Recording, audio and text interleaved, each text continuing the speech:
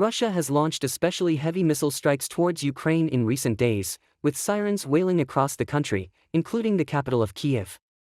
It's considered the largest aerial assault since Russia's invasion began back in February, targeting the energy infrastructure and civilian population in particular. But, away from the front line, Russia's own military is struggling, according to the UK's Ministry of Defence. The intelligence also suggests Nikiforov would have been heavily involved in the disastrous attempt to advance on Kyiv from the northwest earlier in the war. This changeover within the Russian ranks comes shortly after Russian President Vladimir Putin made a rare admission that the war was not going to plan. Speaking to security workers in a video address, he acknowledged the ongoing situation in the Donetsk and Luhansk regions, 2 of the 4 Ukrainian areas Russia has illegally annexed, is extremely difficult. Moscow is said to have lost up to 100,000 troops throughout the war, with remaining soldiers running low on morale and basic supplies. Admiral Sir Tony Radakin, the UK's Chief of Defence Staff, also predicted in mid-December that the war will only get worse for Russia as the cupboard is bare.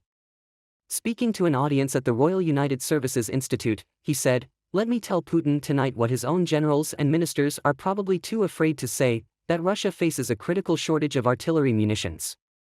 Russian President Vladimir Putin's revolving door of generals probably indicates fractures in the Kremlin and disagreement among top officials as the war in Ukraine enters its 11th month. Russian Defense Minister Sergei Shoigu and Chief of the General Staff of Russian Armed Forces Valery Gerasimov attend a meeting with Russian President Vladimir Putin in Moscow on February 27.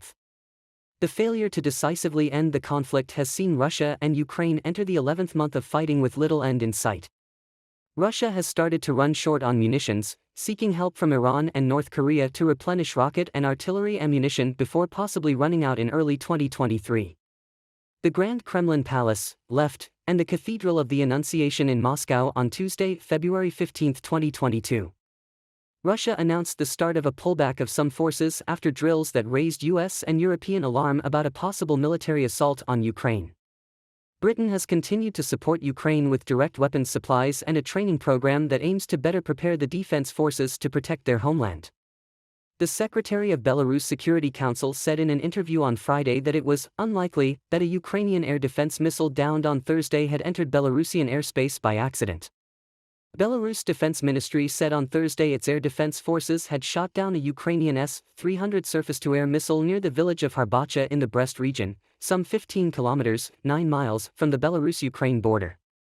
In its daily briefing on Friday, Ukraine's general staff said Russia had launched a total of 85 missile strikes, 35 airstrikes, and 63 strikes from multiple rocket launch systems in the space of hours. The Ukrainian ambassador was summoned to the Foreign Ministry in Minsk on Thursday to receive a formal protest about the extremely serious incident. Ukraine's defense ministry said it would investigate the incident, suggesting it was a Russian provocation and reserving the right to protect its own skies. Belarus, which relies heavily on Russia for financial and military support, allowed Moscow to use its territory in February to start the invasion of Ukraine from the north. Though Minsk has repeatedly said it does not intend to participate directly in the conflict, a flurry of military activity in Belarus, including the formation of a joint Russian-Belarusian unit, has aroused fears in Kyiv and the West that Russia may launch a fresh offensive from Belarusian territory. Following Ukrainian President Volodymyr Zelensky's historic visit to the U.S. last week, Congress passed a provision to give Ukraine the assets that were seized from sanctioned Russian oligarchs. The provision ultimately passed as an amendment to the $1.7 trillion bipartisan spending bill that passed the Senate in a 68-29 vote on December 22 and passed the House the following day. The bill also included $45 billion in emergency assistance to Ukraine. President Joe Biden signed the bill into law Thursday evening. During Zelensky's visit, the U.S. also announced an additional $1.85 billion in military assistance to Ukraine. The U.S. has frozen or seized billions of dollars worth of assets belonging to sanctioned Russian oligarchs since the invasion was launched in February. The U.S. was limited in how it could use those assets, though President Joe Biden as early as April floated a plan to sell those assets to help Ukraine. In a meeting with Russian President Vladimir Putin on December 30, Chinese President Xi Jinping discussed stepping up political cooperation between Russia and China. On December 22, Russian and Chinese naval forces engaged in joint military drills in the East China Sea, the latest in a series of exercises that showcase the deepening defense ties between the two countries.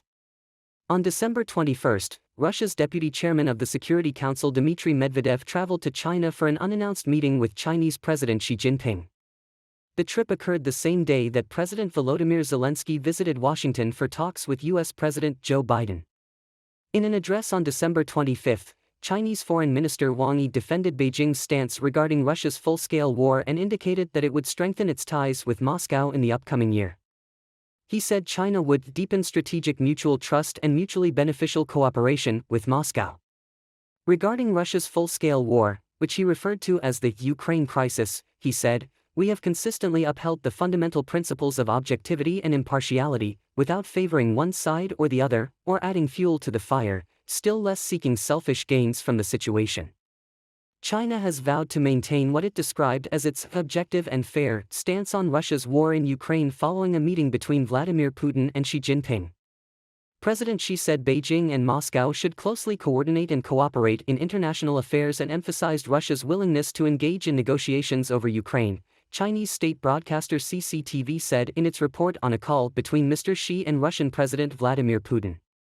Mr. Xi and Mr. Putin have in recent years been drawn closer by a shared distrust of the United States and its allies, highlighted by a declaration in early February of a no-limits strategic partnership that sent alarm bells ringing across the West. Russian President Vladimir Putin said on Friday he was expecting Chinese President Xi Jinping to make a state visit to Russia in spring 2023, in what would be a public show of solidarity from Beijing amid the Kremlin's flailing military campaign in Ukraine. In introductory remarks from a video conference between the two leaders broadcast on state television, Mr. Putin said, "We are expecting you, dear Mr. Chairman, dear friend, we are expecting you next spring on a state visit to Moscow." He said the visit would demonstrate to the world the closeness of Russian-Chinese relations. China has appointed Qin Gang, its ambassador to the United States and a trusted aide of President Xi Jinping, to be its new foreign minister, as Beijing and Washington seek to stabilize rocky relations. Qin, 56, replaces Wang Yi, who has been foreign minister for the past decade. Wang, 69, was promoted to the Politburo of the Chinese Communist Party in October and is expected to play a bigger role in Chinese foreign policy. Though Qin sounded optimistic tones about U.S.-China relations during his relatively brief, 17-month stint as ambassador in Washington, his predecessor held the post for 8 years, his tenure nonetheless coincided with deteriorating ties between the two superpowers.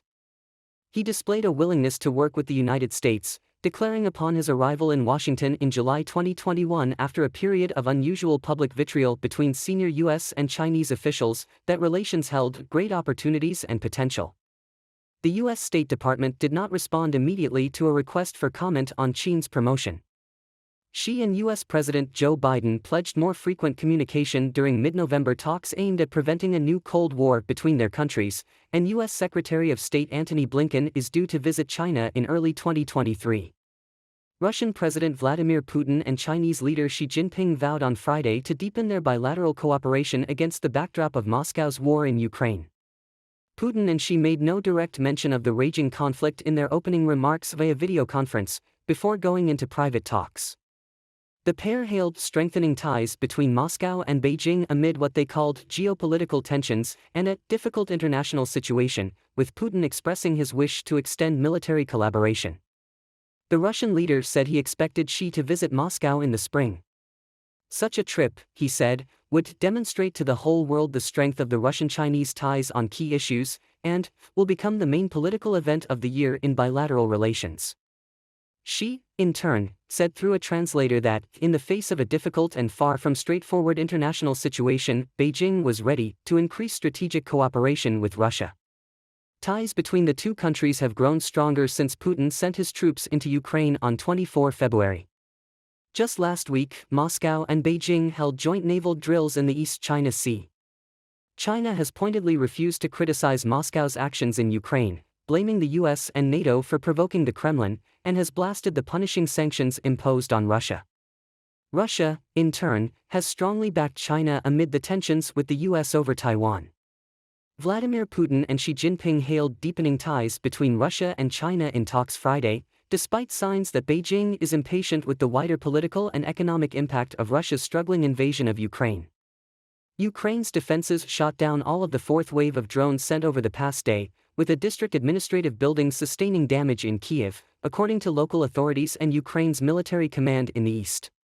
Russian shelling killed 2 people and wounded 2 more in the Kharkiv region, according to Ukrainian President Volodymyr Zelensky's office. The president said the toughest fighting is taking place near Bakhmut and Soledar, and he expects more attacks before New Year's Eve. Zelensky said Ukraine's air defense could become the most powerful in Europe, which he said would help the defense of the continent as well as his nation. Ukraine got 5,000 diesel generators this month and expects to get about 8,000 more next month, though the nation's needs are much bigger, given repeated Russia's air attacks on its energy infrastructure, according to the Infrastructure Ministry. Russian forces killed 120 people in Kyiv in 52 air raids against Ukraine's capital since the start of the war, the city's military administration said on Telegram. Almost 500 people were wounded and 600 buildings damaged, it said. Financial losses suffered by Ukraine's agriculture industry may rise to $40 billion this year due to Russia's invasion, Deputy Agriculture Minister Taras Vysotsky said on television. Putin has grown increasingly dependent on China for political and economic support, turning to its neighbor as a buyer for oil redirected away from European markets as well as for imports. While she has refused to publicly condemn the war, Beijing has shown some impatience with the wider political and economic impact of Russia's invasion of Ukraine. The US said Biden and Xi chastised the Kremlin for loose talk of nuclear war over Ukraine when they held talks at the Group of 20 summit in November. Russia's finance ministry doubled the amount of Chinese yuan and gold it can hold in the National Wealth Fund, with much of its savings frozen by international sanctions over the invasion of Ukraine. Belarus is looking into whether a Ukrainian missile entered its airspace Thursday by mistake or as an intentional provocation from Kyiv's troops, Air Force Commander Kirill Kazantsev said in a video statement on the Defense Ministry Telegram channel. The fresh assistance to the government in Kyiv adds to the $65 billion the U.S. has already appropriated this year in response to Russia's invasion and follows an address in person to Congress earlier this month by Zelensky. Alyona Verbitska, an advisor to Ukraine's president, said Russia had confirmed that it was holding more than 3,000 prisoners of war. She said 15,000 people were missing, many of them civilians. Last week, President Biden signed an $858 billion spending bill to fund the United States military for the next year. Although he decided to endorse the plan that Congress had approved, he had some strong criticisms for a few of the provisions included in the nearly 1,000-page legislation. It's estimated that 780 individuals have been held at Guantanamo over the course of the past 2 decades. Today, just 35 remain. The majority have never been charged with any crime and only 2 current detainees have been convicted. The U.S. spends an estimated $13 million a year per prisoner, according to a tally from the New York Times. Guantanamo has largely faded from the public debate. A recent report that the military plans to spend $435 million building a new hospital there barely cracked the news cycle. Closing the facility, however, presents a host of unique challenges that many believe will prevent Biden from doing so. The United States remains in a state of armed conflict, and the military are entitled to detain opposing enemy forces for the duration of hostilities. Those forces include the terrorists currently detained at Guantanamo. President Joe Biden signed a $1.7 trillion government funding bill that includes $47 billion in additional aid for Ukraine in a victory for Democrats who feared that Republicans who will have control of the House in January could force deeper spending cuts and block assistance to Kyiv.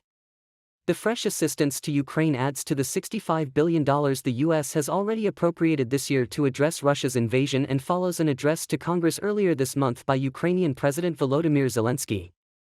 The omnibus spending bill, which provides government funding for the rest of fiscal 2023, also includes a raft of unrelated policy measures, including the Electoral Count Act, which clarifies how electoral college votes are tallied and can be challenged, a congressional response to the insurrection on January 6, 2021, as Congress was preparing to certify Biden's victory in the 2020 presidential election. Russia will deploy violent soccer fans, known as hooligans or ultras, to Ukraine in an effort to bolster troop numbers as the conflict enters its 11th month. What is very clear is that Putin will not end this war anytime soon, Rebecca Koffler, president of Doctrine and Strategy Consulting and a former DIA intelligence officer, told Fox News Digital. He will use hooligans, prisoners, and any sort of thug to continue flowing fighters into Ukraine, to keep it from becoming part of NATO. The mission is this important. News broke last month that Putin had looked to recruit extremist Russian football fans to fight in Ukraine as part of the 106th Airborne Division and the Vostok Battalion, the Daily Mail reported. Riot police practiced dispersing hooligans at Luzhniki Stadium in Moscow May 16, 2008. Moscow's Luzhniki will host the UEFA Champions League soccer final between Manchester United and Chelsea on May 21. The Russian fans famously attacked England supporters during the 2016 European Cup matches, with 2 men jailed after the hooligans allegedly mounted an urban guerrilla offensive, like paramilitaries, the BBC reported. Koffler explained that hooligans started leaving Russia for Ukraine when the government first started cracking down on violence at stadiums, but those fans turned up for Russia when Putin announced the partial mobilization in September.